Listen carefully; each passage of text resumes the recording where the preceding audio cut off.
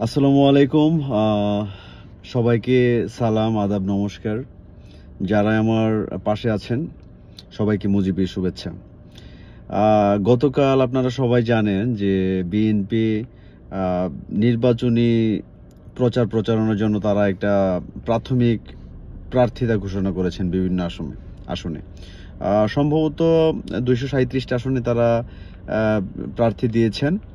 তো সবচেয়ে বড় যে টেনশনের বিষয়টাতে ছিলাম সেটা হচ্ছে বেগম খালেদা জিয়া এবং তারেক রহমানকে নিয়ে, যে বিএনপি যদি ভুল করে বা টাকা পয়সার বিনিময়ে অন্য কোনো প্রার্থী দিয়ে দেয় তাহলে এই বৃদ্ধ বয়সে এই মহিলাটার কি হবে। উনি তো স্ট্রোক করার একটা টেনশন থাকে, এমনিতেই উনি শয্যাশায়ী।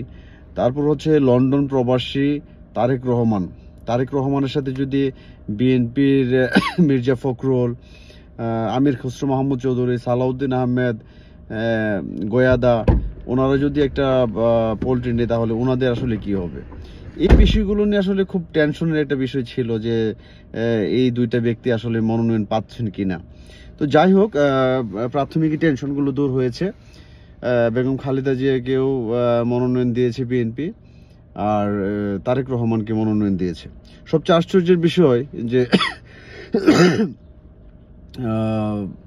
রুমিন ফারহানা, তারপর রুহুল কবির রিজভী, তারপর আরও এরকম বহুত হেভিওয়েট প্রার্থী যারা রয়েছেন, যারা বিএনপির সালাউদ্দিন দুদু, এই টাইপের আরও বহুত প্রার্থী রয়েছেন যাদেরকে মনোনয়ন দেয় নাই।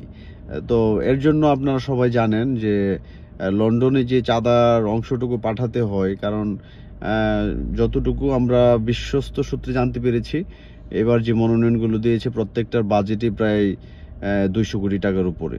তো 200 কোটি টাকা হয়তো পাবে ব্যারিস্টার রুমিন ফারহানা, রুহুল কবির রিজভী এরা দিতে পারে না, কারণ রুহুল কবির রিজভী আমাদের সরকারের আমলে সে কেচি গেটের ভিতরে রয়েছে বিএনপির প্রার্থী, কারণ সে তো বাইরে বের হইতে পারে না, টাকা পয়সা কামাইতে পারে নাই, দিতে পারে নাই। ব্যারিস্টার রুমিন ফারহানা টিভি টকশো করে হয়তো যে টাকা পয়সা কামাইছে এই টাকা পয়সা দিয়ে শাড়ি গহনা টহনা এগুলো কিনতে হয়েছে, এই জন্য উনিও দিতে পারে নাই।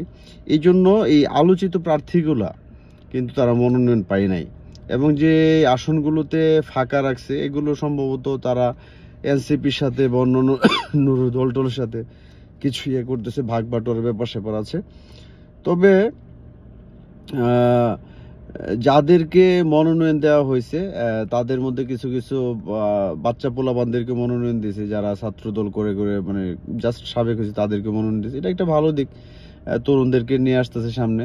এবং বিএনপি যে ভুলটা করে নাই এবার, এটা হচ্ছে কিশোরগঞ্জ 4 আসনে অ্যাডভোকেট ফজলুর রহমানকে, সে মুক্তিযুদ্ধ সপক্ষে শক্তির প্রথম থেকে কথা বলে আসতেছিল, বিএনপি থেকে তাকে বহিষ্কার করা হইলো, তার পদ টদ সব স্থগিত করা হয়েছে। লাস্ট পর্যন্ত হয়তো বা তারেক রহমানের মাথায় শুভ বুদ্ধির উদয় হয়েছে যে সে চিন্তা করছে যে তাকে যদি মনোনয়ন না দেয়, বিএনপি যে মুখে বলি আওড়ায় যে মুক্তিযুদ্ধের সপক্ষে শক্তি, মুক্তিযুদ্ধের অমুক তমুক নানান কিচ্ছা কাহিনী, এই জন্য সম্ভবত এই মনোনয়নটা অল্প টাকা পয়সা বেশি বিনিময় হয়ে গেছে।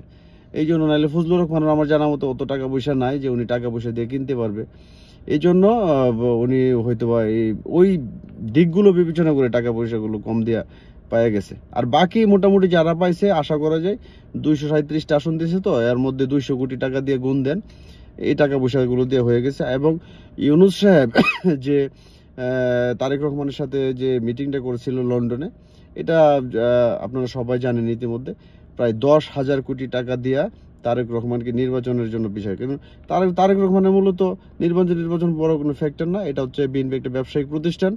বিএনপি যার নামে যাক তাতে কোনো সমস্যা নাই, সমস্যা হচ্ছে তার ব্যবসায়িক প্রতিষ্ঠান থেকে 10,000 কোটি নিল ইউনূসের কাছ থেকে, আপনাদেরকে মনোনয়ন দিয়া নিল আরো 10-15 হাজার কোটি টাকা, মোটামুটি 1,020 কোটি টাকার একটা বাজেট হয়ে গেছে।